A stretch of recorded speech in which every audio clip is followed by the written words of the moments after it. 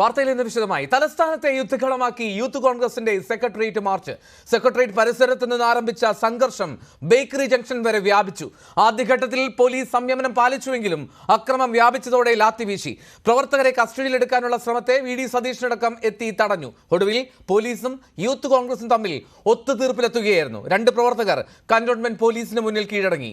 സംഘർഷത്തിൽ കൃത്യനിർവഹണം തടസ്സപ്പെടുത്തിയതടക്കം ജാമ്യമില്ലാ വകുപ്പുകൾ ചുമത്തി പോലീസ് കേസെടുത്തു. ഡാൻ കുര്യന്റെ റിപ്പോർട്ടിലേക്ക്. സമീപകാലത്തൊന്നും തലസ്ഥാന നഗരം സാക്ഷ്യം വഹിച്ചിട്ടില്ലാത്ത തെരുവ് യുദ്ധമാണ് ഇന്ന് സെക്രട്ടേറിയറ്റ് പരിസരത്ത് യൂത്ത് കോൺഗ്രസ് സമരവുമായി ബന്ധപ്പെട്ട് ഉണ്ടായത്. ഉച്ചയ്ക്ക് 1 മണിയോടെയാണ് പ്രസ് ക്ലബിന് സമീപത്ത് നിന്ന് പ്രതിപക്ഷ നേതാവ് വി ഡി സതീശന്റെ നേതൃത്വത്തിൽ 500ഓളം പ്രവർത്തകർ സെക്രട്ടേറിയറ്റിന്റെ സമര കവാടത്തിന് മുമ്പിലേക്ക് എത്തിയത്. പ്രതിപക്ഷ നേതാവ് മുഖ്യമന്ത്രിക്കെതിരെ രൂക്ഷ വിമർശനം ഉന്നയിച്ചുകൊണ്ട് പ്രതിഷേധ മാർച്ച് ഉദ്ഘാടനം ചെയ്ത് മടങ്ങിയതിന് തൊട്ടു പിന്നാലെയാണ് വലിയ അക്രമ സംഭവങ്ങളിലേക്ക് നീങ്ങുന്ന തരത്തിൽ പ്രതിഷേധം വഴിമാറിയത്. സെക്രട്ടേറിയറ്റ് കവാടത്തിനുള്ളിലേക്ക് ചാടിക്കയറാനുള്ള യൂത്ത് കോൺഗ്രസ് പ്രവർത്തകരുടെ ശ്രമം പോലീസ് ബാരിക്കേഡ് ഉപയോഗിച്ച് തടഞ്ഞതോടെയാണ് പ്രകോപിതരായ പ്രവർത്തകർ വടിയും കമ്പും ഉപയോഗിച്ചുകൊണ്ട് പോലീസിനെ നേരിട്ടത്. ഹെൽമറ്റും ഒപ്പം തന്നെ പോലീസിൻ്റെ ബാരക്കും അടക്കം അടിച്ച് തകർക്കുന്ന തരത്തിലേക്ക് പ്രതിഷേധം മാറി.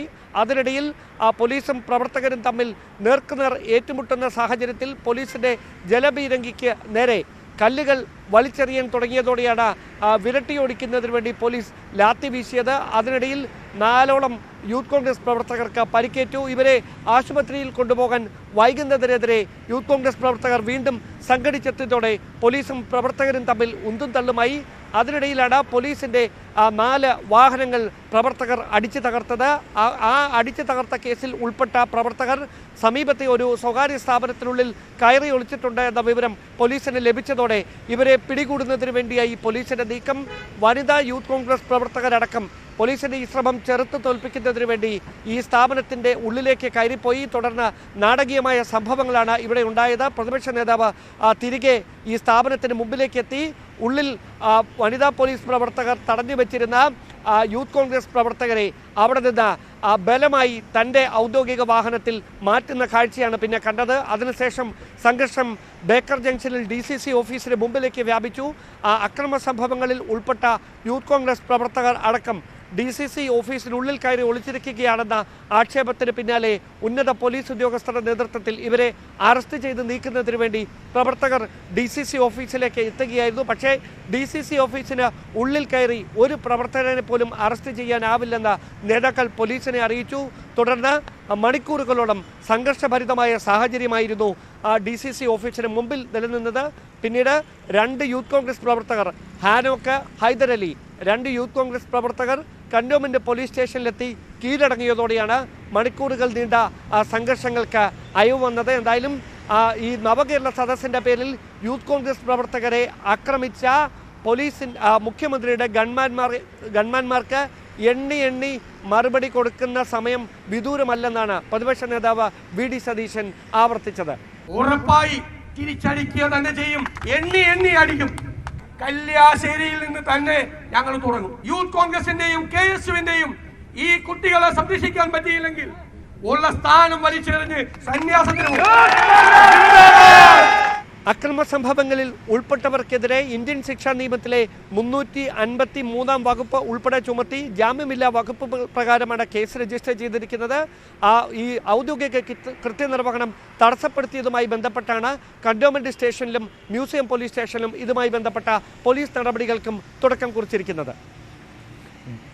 ഡാൻ കുര്യയാണ് വിവരങ്ങൾ നൽകിയത്. തിരുവനന്തപുരത്ത് നിന്ന് യൂത്ത് കോൺഗ്രസ് മാർച്ച് സംഘർഷഭരിതമായിരുന്നു. 2 യൂത്ത് കോൺഗ്രസ് പ്രവർത്തകരോടുവിൽ കന്റോൺമെന്റ് സ്റ്റേഷൻ എത്തി കീഴടങ്ങി. നവകേരള യാത്രയ്ക്കിടെയുണ്ടായ കരിങ്കൊടി പ്രതിഷേധങ്ങൾക്കെതിരായ പോലീസ് നടപടിയിൽ പ്രതിഷേധിച്ച് എറണാകുളം ജില്ലാ കോൺഗ്രസ് കമ്മിറ്റിയുടെ നേതൃത്വത്തിൽ കമ്മീഷണർ ഓഫീസിലേക്ക് നടത്തിയ മാർച്ചിൽ സംഘർഷം. DCC ഓഫീസിൽ നടത്തിയ മാർച്ച് കമ്മീഷണർ ഓഫീസിന് സമീപം ബാരിക്കേഡ് ഉയർത്തി തടഞ്ഞു. ബാരിക്കേഡ് മറച്ചിടാൻ ശ്രമിച്ചതോടെ പോലീസ് 4 തവണ ജലപീരങ്കി പ്രയോഗിച്ചു. ജലപീരങ്കി പ്രയോഗത്തിൽ 4 പേർക്ക് പരിക്കേറ്റു. ഇതിനിടെ പോലീസും പ്രവർത്തകരും തമ്മിൽ വാഗ്വാദമുണ്ടായി. പ്രതിഷേധത്തെ തുടർന്ന് ഏറെ നേരം നഗരത്തിൽ ഗതാഗതം തടസ്സപ്പെട്ടു.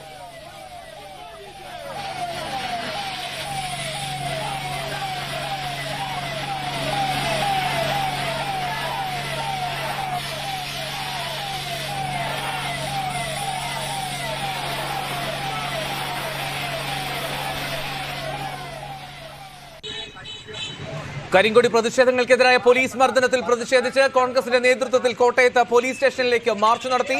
ചിങ്ങവനം പോലീസ് സ്റ്റേഷനിലേക്കുള്ള മാർച്ച് തിരുവഞ്ചൂർ രാധാകൃഷ്ണൻ ഉദ്ഘാടനം ചെയ്തു. മാർച്ച് സ്റ്റേഷൻ സമീപം തടഞ്ഞതോടെ ബാരിക്കേഡ് മറികടക്കാൻ പ്രവർത്തകർ ശ്രമിച്ചു. ഇതേ തുടർന്ന് പോലീസും പ്രവർത്തകരും തമ്മിൽ ഉന്തും തള്ളുമുണ്ടായി.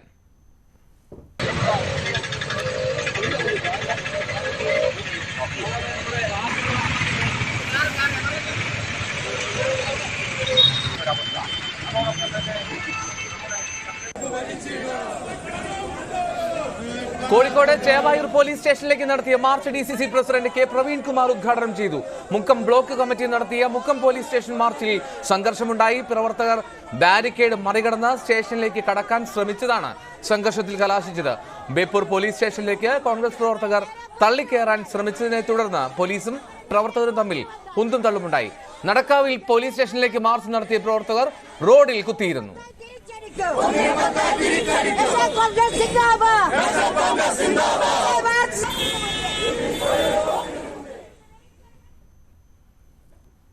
അടിച്ചാൽ തിരിച്ചടിക്കുമെന്ന പ്രതിപക്ഷ നേതാവ് VD സതീശന്റെ പരാമർശത്തിന് മറുപടിയുമായി LDF കൺവീനർ EP ജയരാജൻ. എണ്ണി തിരിച്ചടിക്കാൻ മറുഭാഗത്തും ആളുണ്ടെന്ന് സതീശൻ ഓർക്കണം. തല്ലാൻ വരുമ്പോൾ ഞങ്ങൾ പുറം കാണിച്ചു തരില്ല. സതീശൻ ഇരിക്കുന്ന സ്ഥാനം മനസ്സിലാക്കി സംസാരിക്കണമെന്നും EP ജയരാജൻ പറഞ്ഞു. സതീശൻ പത്രസമ്മേളനം നടത്തി എണ്ണി തിരിച്ചടിക്കാൻ പുറപ്പെടുമ്പോൾ സതീശ എണ്ണി കണക്ക് തീർക്കാൻ മറുഭാഗം ഉണ്ടാകും നോക്കിക്കോ. അഹങ്കാരത്തിനും ധിക്കാരത്തിനും ഒരു പരിധിയുണ്ട്. അതുകൊണ്ട് ഇരിക്കുന്ന സ്ഥാനത്തെ കുറിച്ച് ആലോചിച്ച് പ്രഖ്യാപനം നടത്താം. നിങ്ങൾ അടിക്കാൻ വരുമ്പോൾ എല്ലാവരും പുറം കാണിച്ചു തരുമെന്ന് ധരിക്കണ്ട. അതുകൊണ്ട് ആ പ്രഖ്യാപനം തന്നെ ഞാനിവിടെ പറഞ്ഞതുപോലെ സംഘടനവും ഉണ്ടാക്കാനാണ്. അതുകൊണ്ട് ഇത്തരം പ്രവണതകളിൽ നിന്ന് കേരളത്തിന്റെ പ്രതിപക്ഷ നേതാവാണ് എന്ന കാര്യം മനസ്സിലാക്കി പിന്തിരിയുക. VD സതീശന്റെ നേതൃത്വത്തിൽ കലാപമുണ്ടാക്കാനാണ് ശ്രമിക്കുന്നതെന്ന് CPM സംസ്ഥാന സെക്രട്ടറി MV ഗോവിന്ദൻ. ഒരു സംഘർഷവും ഉണ്ടായിട്ടില്ല, മറിച്ച് പോലീസിന് നേരെയുള്ള കടന്നാക്രമണം മാത്രമാണ് നടന്നത്. ജനാധിപത്യ വിരുദ്ധ നിലപാടാണിത്. പോലീസ് നല്ല ആത്മസംയമനം പാലിച്ചു എന്നും MV ഗോവിന്ദൻ പറഞ്ഞു. വലിയ സംഘർഷമാണ് ഉണ്ടായിരുന്നത് തിരുവനന്തപുരത്ത്. ഒരു സംഘർഷം ഉണ്ടായില്ല. അവിടെ കോൺഗ്രസ്സുകാർ, യൂത്ത് കോൺഗ്രസ്സുകാർ VD സതീശന്റെ നേതൃത്വത്തിൽ കലാപം നടത്താനുള്ള ശ്രമം നടത്തിയത്. എല്ലാ മീഡിയയും ഒരേപോലെ പറഞ്ഞിട്ടുള്ളത് പോലീസ് ഇതുപോലെ ആത്മസംയമനം പാലിച്ച ഒരനുഭവം ഈ തിരുവനന്തപുരം പട്ടണത്തിൻ്റെ ചരിത്രത്തിലില്ല എന്ന് എല്ലാ മീഡിയയും ഒരേപോലെ പറഞ്ഞിട്ടുണ്ട്. അപ്പോൾ മീഡിയക്ക് യഥാർത്ഥത്തിൽ ഈ കാര്യങ്ങളെല്ലാം കണ്ട് അതിനടിസ്ഥാനപ്പെടുത്തിയിട്ട് നിലപാട് സ്വീകരിക്കുകയാണ് വേണ്ടത്. മീഡിയ അതാ ചെയ്യേണ്ടത്. പക്ഷേ ഇതിനകത്ത് ഈ VD സതീശൻ പറഞ്ഞതേ, അതായത് ഇനി തൊട്ട് തിരിച്ചടി തുടങ്ങുന്ന പറഞ്ഞത്, അത് കല്യാശ്ശേരി തുടങ്ങും എന്ന രീതിയിലേക്കുള്ള ഒരു പ്രകോപനം വൈകാരികമായി അതിലൊന്നും ഞാൻ തിരിച്ചടിയോ അടിയോ ഒന്നുമല്ല ഇവിടെ സംഭവിച്ചത്. യഥാർത്ഥത്തിൽ പൂർണ്ണമായിട്ടും അവർ കടന്നാക്രമണം നടത്തുകയാണ് ചെയ്തിട്ടുള്ളത്. പോലീസിന് നേരെ കടന്നാക്രമണം നടത്തുകയില്ല. പോലീസിനെ അടിച്ച് പരിക്കേൽപ്പിക്കുക, അവരുടെ എല്ലാ സാധന സാമഗ്രികളും പിടിച്ചെടുക്കുക, അടിച്ചു പൊളിക്കുക, ഇതൊക്കെ ഇതുവരെ സാധാരണ കേട്ട കേൾവിയുള്ളതല്ല. ഇത് തികച്ചും തെറ്റായ ഒരു ജനാധിപത്യ സംവിധാനത്തിൻ്റെ രീതിയിലുള്ളതല്ല. വലിയ കടന്നാക്രമണമാണ് നടന്നത്. കൂടുതൽ വാർത്തകളിലേക്ക് എത്താം ഇടവേളയ്ക്ക് ശേഷം.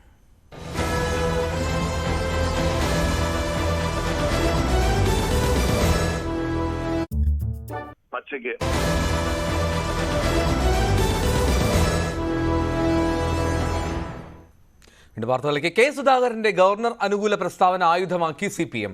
സുധാകരൻ കാവ്യവൽക്കരണത്തിന് കൂട്ടുനിൽക്കുന്നുവെന്ന് സംസ്ഥാന സെക്രട്ടറി MV ഗോവിന്ദൻ പറഞ്ഞു.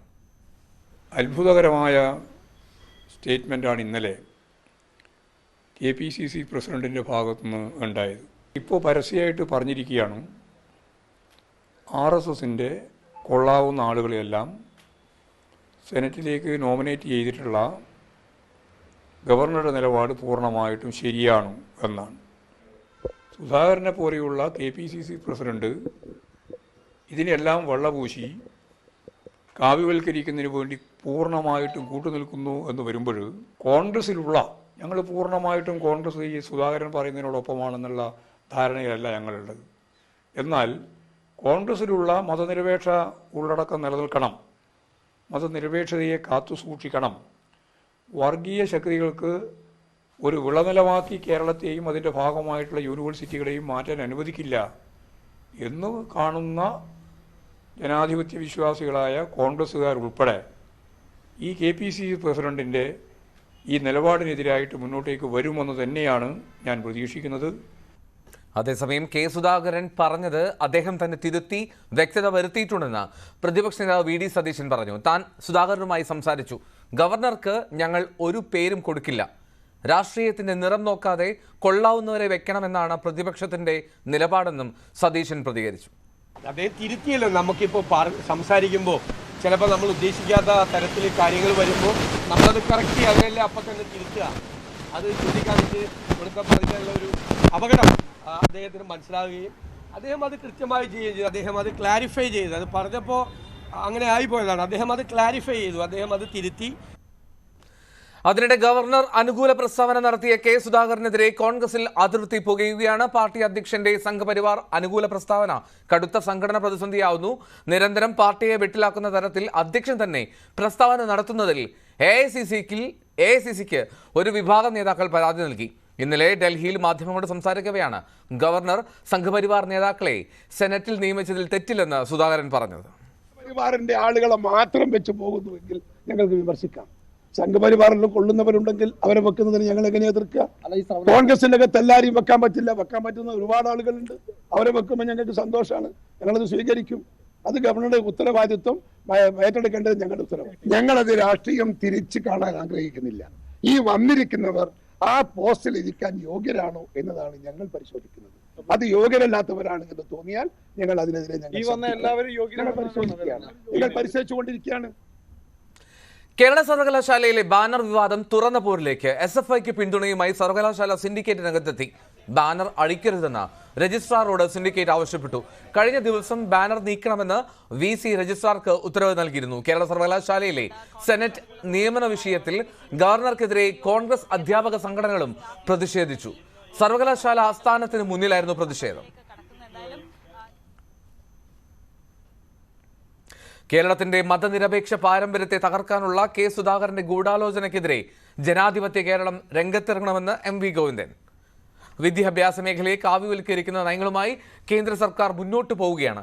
അതിന്റെ ഭാഗമായിട്ടാണ് കേരളത്തിലെ സർവകലാശാലകളിൽ സംഘപരിവാറുകാരെ ഗവർണർ സെനറ്റിലേക്ക് നോമിനേറ്റ് ചെയ്തത്. ഗവർണറുടെ ഈ നടപടിക്കാണ് കെ സുധാകരൻ ഇപ്പോൾ പിന്തുണ പ്രഖ്യാപിച്ചിരിക്കുന്നത്. ഇത് സംബന്ധിച്ച് കോൺഗ്രസിലെയും UDFിലെയും മതനിരപേക്ഷ നിലപാടുകൾ സ്വീകരിക്കുന്ന വ്യക്തികളും പ്രസ്ഥാനങ്ങളും നിലപാട് വ്യക്തമാക്കണമെന്നും MV ഗോവിന്ദൻ പറഞ്ഞു. മുഖ്യമന്ത്രിക്കും ഗവർണർക്കുമെതിരെ ബാനറുമായി KSU. കൊച്ചി യൂണിവേഴ്സിറ്റി ക്യാമ്പസ് വളപ്പിലാണ് KSUവിന്റെ ബാനർ. മുഖ്യനും ഗവർണർക്കും വീതം വെക്കാനുള്ളതല്ല കേരളത്തിലെ സർവകലാശാലകൾ എന്നാണ് ബാനറിൽ എഴുതിയിരിക്കുന്നത്. ഗവർണർ പരിണിതപ്രജ്ഞനായ വ്യക്തിയാണെന്ന് സ്പീക്കർ AN ഷംസീറിന്റെ പരാമർശത്തെ തള്ളി മന്ത്രി V ശിവൻകുട്ടി. വാക്കുകൊണ്ടും പ്രവൃത്തി കൊണ്ടും ഗവർണർ പരിണിതപ്രജ്ഞനല്ല. സംസ്കാരമുള്ള ഒരാളുടെ പ്രയോഗങ്ങളല്ല ഗവർണർ നടത്തുന്നത്. മുഖ്യമന്ത്രിക്കെതിരെ മോശം പദപ്രയോഗങ്ങൾ നടത്തിയ വ്യക്തിയാണ് ഗവർണർ. ചാൻസലർ എന്ന നിലയിലും ഗവർണർ പരിണിതപ്രജ്ഞനല്ലെന്നും ശിവൻകുട്ടി ഫേസ്ബുക്കിൽ കുറിച്ചു. എറണാകുളം അങ്കമാലി അതിരൂപതയിലെ കുർബാന തർക്കം സമവായത്തിലേക്ക് എത്തുന്നു. ക്രിസ്മസിന് എല്ലാ പള്ളികളിലും ഏകീകൃത കുർബാന അർപ്പിക്കാമെന്ന് വിമത വിഭാഗം വ്യക്തമാക്കി. വത്തിക്കാൻ പ്രതിനിധിയുമായുള്ള ചർച്ചയിലാണ് ഈ ധാരണ. അടച്ചിട്ട സെന്റ് മേരീസ് ബസിലിക്ക ഡിസംബർ 24 തുറക്കും. ക്രിസ്മസ് ദിനത്തിൽ സിനഡ് കുർബാന അർപ്പിക്കും. ബിഷപ്പ് ബോസ്കോ പുത്തൂരാണ് ഏകീകൃത കുർബാന ചൊല്ലുക. കുർബാന ഏകീകരണ വിഷയത്തിൽ സിറോ മലബാർ സഭയിൽ എറണാകുളം അങ്കമാലി അതിരൂപതയിൽ മാത്രമാണ് നിലവിൽ തർക്കങ്ങൾ വളരെ സങ്കീർണമായിട്ട് തന്നെ തുടരുന്ന ഒരു സാഹചര്യമുള്ളത്. ഇതിന് ഒരു സമവായത്തിലേക്ക് എത്തിക്കുക അല്ലെങ്കിൽ അതൊരു ഏകീകരണത്തിലേക്ക് കൊണ്ടുവരിക എന്ന വിഷയത്തിൽ നാളുകളായി ചർച്ചകൾ തുടരുകയാണ്. കഴിഞ്ഞ 2 വർഷത്തോളം ഏതാണ്ട് തർക്കങ്ങൾ തുടരുന്ന ഒരു സാഹചര്യമുണ്ട്. വത്തിക്കാൻ പ്രതിനിധിയായ ആർച്ച് ബിഷപ്പ് സിറിൾ വാസിൽ 2ാം വട്ടമാണ് കൊച്ചിയിലേക്ക് എത്തുന്നത്. ഈ 2ാം വട്ടം വരുന്ന ചർച്ചകൾക്കൊടുവിലാണ് ഇതിലൊരു തീരുമാനം എന്ന രീതിയിലേക്ക് പോകുന്നത്. നേരത്തെയും തന്നെയും ചില വിട്ടുവീഴ്ചകൾക്ക് അല്ലെങ്കിൽ ഏകീകൃത കുർബാന ചൊല്ലുവാനായിട്ട് വിശേഷപ്പെട്ട ദിവസങ്ങൾ, പ്രത്യേകിച്ച് ക്രിസ്തുമസ് പോലുള്ള ഒരു ദിവസങ്ങളിലെല്ലാം തന്നെ ഒരുക്കമാണെന്ന് നേരത്തെ തന്നെ വിമത വിഭാഗം അറിയിച്ചിരുന്നു. എന്നാൽ അതിന് തയ്യാറല്ല എന്നതായിരുന്നു ഔദ്യോഗിക പക്ഷത്തിന്റെ ഒരു നിലപാട്. ഇപ്പോൾ വന്നിരിക്കുന്ന ചർച്ചകളിൽ ഇപ്പോഴുള്ള ഒരു സംഘർഷാവസ്ഥയ്ക്ക് അല്ലെങ്കിൽ കുർബാന സംബന്ധിച്ചുള്ള തർക്കങ്ങളിൽ ഒരു ലഘൂകരണത്തിലേക്ക് ആ വിഷയത്തിലേക്ക് വരിക എന്ന ഒരു സമീപനമാണ് ഇപ്പോൾ ഇരുവിഭാഗവും കൈക്കൊണ്ടിരിക്കുന്നത്. അത് പ്രകാരം 1 വർഷമായി അടഞ്ഞുകിടക്കുന്ന സെന്റ് മേരീസ് ബസിലിക്ക സഭയുടെ സ്ഥാനിക ദേവാലയമാണ്. ഈ ദേവാലയം ക്രിസ്തുമസ് ദിനത്തിൽ തുറന്നുകൊണ്ട് അവിടെ ഏകീകൃത കുർബാന അർപ്പിക്കുക, സിനഡ് നിർദ്ദേശ കുർബാന അർപ്പിക്കുക എന്ന രീതിയിലേക്കാണ് ഇപ്പോൾ ചർച്ചകൾ പോകുന്നത്. ഇത് എറണാകുളം അങ്കമാലി അതിരൂപതയിൽ ആ ദിവസം മാത്രമായിരിക്കുമെന്ന രീതിയിലാണ് വിമതപക്ഷം അവരുടെ ഒരു നിലപാട് വ്യക്തമാക്കിയിട്ടുള്ളത്. എന്നാൽ ഔദ്യോഗികമായ വത്തിക്കാന്റെ ഒരു നിലപാട് തുടർന്ന് അങ്ങോട്ട് ക്രിസ്തുമസ് ദിനം മുതൽ തുടർന്ന് എല്ലാ ദിവസവും സിനഡ് കുർബാന മാത്രമേ അർപ്പിക്കാൻ കഴിയൂ എന്നതാണ് നേരത്തെ ഉണ്ടായിരുന്ന നിലപാട്. അത്തരമൊരു പ്രഖ്യാപിത നിലപാടിൽ നിന്ന് ഇപ്പോൾ പിന്നാക്കം പോയിട്ടുണ്ടോ എന്നത് സംബന്ധിച്ചൊരു വിശദീകരണം സഭയുടെ ഭാഗത്ത് നിന്ന് ഔദ്യോഗികമായി വന്നിട്ടില്ല. എങ്കിൽ കൂടിയും ചർച്ചകളിൽ വന്നിട്ടുള്ളത് ക്രിസ്മസ് ദിനത്തിൽ ഒരു വിട്ടുവീഴ്ച എന്ന രീതിയിൽ, അല്ലെങ്കിൽ ക്രിസ്മസ് ദിനത്തിൽ സഭയുടെ നിർദ്ദേശം, മാർപ്പാപ്പയുടെ നിർദ്ദേശം അനുസരിക്കുക എന്ന നിലപാടിലേക്ക് വിമത വിഭാഗം എത്തിയിട്ടുണ്ട് എന്നതാണ് മനസ്സിലാക്കാൻ സാധിക്കുന്നത്. അതനുസരിച്ച് എറണാകുളം അങ്കമാലി അതിരൂപതയിൽ മുഴുവൻ സ്ഥലങ്ങളിലും തന്നെയും ഏകീകരിച്ച കുർബാന അർപ്പിക്കുക എന്ന നിലപാടിലേക്ക് എത്തിയിട്ടുണ്ട്. അതോടൊപ്പം തന്നെയാണ് മറ്റ് സ്ഥലങ്ങളിലും ഈ രീതിയിൽ തന്നെ കുർബാന അനുവർത്തിക്കുമെന്നാണ് മനസ്സിലാക്കാൻ സാധിക്കുന്നത്. ഉപരാഷ്ട്രപതിയെ പരിഹസിച്ച TMC MP കല്യാൺ ബാനർജിയുടെ നടപടി ആയുധമാക്കി BJP. ഉപരാഷ്ട്രപതിയെ ആക്ഷേപിച്ചതിനെതിരെ രാജ്യസഭയിൽ BJP MPമാർ രംഗത്ത് വന്നു.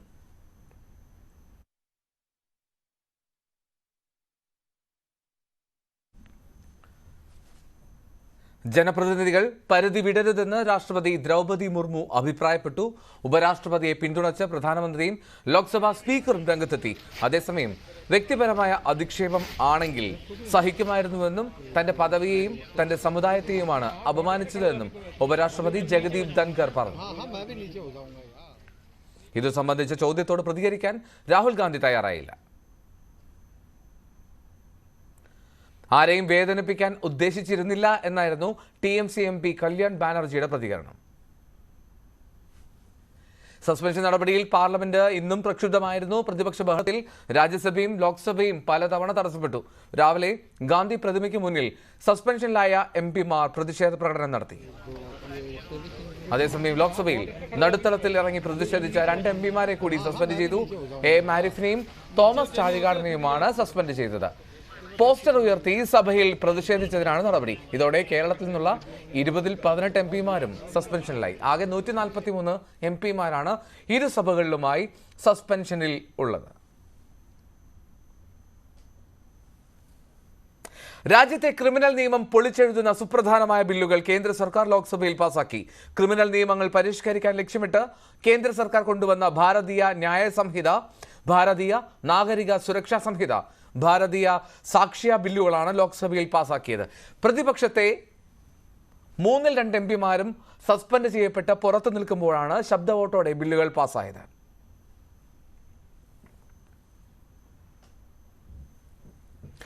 തെക്കൻ തമിഴ്നാട്ടിൽ പ്രളയക്കെടുതി രൂക്ഷം. 10,000-ഓളം പേരെ മാറ്റിപ്പാർപ്പിച്ചു. തിരുനെൽവേലിയിലെ താമ്രപർണി നദി കരകവിഞ്ഞൊഴുകുകയാണ്. നിരവധി കെട്ടിടങ്ങൾ വെള്ളത്തിനടിയിലായി. 4 വ്യോമസേന ഹെലികോപ്റ്ററുകളും 2 നാവികസേന ഹെലികോപ്റ്ററുകളും 2 തീരരക്ഷാസേന ഹെലികോപ്റ്ററുകളും രക്ഷാപ്രവർത്തനം നടത്തുന്നുണ്ട്. 10 ടണ്ണിലധികം ദുരിതാശ്വാസ സാമഗ്രികൾ എയർ ഡ്രോപ്പ് ചെയ്യുന്നു. 2 ദിവസമായി ശ്രീവൈകുണ്ഠത്ത് ട്രെയിനിൽ കുടുങ്ങിക്കിടന്ന യാത്രക്കാരെ വെള്ളം ഇറങ്ങിയതോടെ പ്രത്യേക തീവണ്ടിയിൽ ചെന്നൈയിലേക്ക് കൊണ്ടുപോയി. ഇന്ന് മഴ മുന്നറിയിപ്പുള്ള തെങ്കാശി, തിരുനെൽവേലി ജില്ലകളിലെ വിദ്യാഭ്യാസ സ്ഥാപനങ്ങൾക്ക് അവധിയും തൂത്തുക്കുടി ജില്ലയിൽ പൊതു അവധിയും പ്രഖ്യാപിച്ചു. പരീക്ഷകളും മാറ്റിവെച്ചിട്ടുണ്ട്. തൂത്തുക്കുടി തിരുനെൽവേലി ദേശീയപാതയിൽ റോഡ് പൂർണ്ണമായും തകർന്ന അന്റോണിയർപുരത്ത് അറ്റകുറ്റപ്പണികൾ പുരോഗമിക്കുകയാണ്. അതിനിടെ തമിഴ്നാടിന്റെ പ്രളയബാധിത മേഖലകൾ മുഖ്യമന്ത്രി MK സ്റ്റാലിൻ സന്ദർശനം നടത്തും. കഴിഞ്ഞ ദിവസം ഡൽഹിയിൽ പ്രധാനമന്ത്രിയുമായി കൂടിക്കാഴ്ച നടത്തിയ MK സ്റ്റാലിൻ 12,000 കോടി രൂപയുടെ ദുരിതാശ്വാസ സഹായം ആവശ്യപ്പെട്ടിരുന്നു. മഴക്കെടുതിയിൽ ഇതുവരെ 10 പേർക്കാണ് തമിഴ്നാട്ടിൽ ജീവൻ നഷ്ടമായത്. സ്വർണ്ണം, വെള്ളി, പ്ലാറ്റിനം നിരക്കുകൾ. തരകൻസ് റോയൽ ജ്വല്ലറി ഇന്നത്തെ സ്വർണ്ണവില ബ്രോട്ട് യു ബൈ പൈതൃകത്തിന്റെ പൊന്നിന് പുതുമയുടെ മുദ്രണം. Tharakans royal jewellery, Kunnamkulam. സ്വർണ്ണ ഗ്രാമിന് 5,750, പവന് 46,000 രൂപ. വെള്ളി ഗ്രാമിന് 80 രൂപ, കിലോയ്ക്ക് 80,000 രൂപ. പ്ലാറ്റിനം ഗ്രാമിന് 3,479 രൂപ. തരകൻസ് റോയൽ ജ്വല്ലറി ഇന്നത്തെ സ്വർണ്ണവില ബ്രോട്ട് യു ബൈ പൈതൃകത്തിന്റെ പൊന്നിന് പുതുമയുടെ മുദ്രണം. Tharakans royal jewellery, Kunnamkulam. വാർത്തകൾ ഇന്നിവിടെ പൂർണ്ണമാവുന്നു. നമസ്കാരം.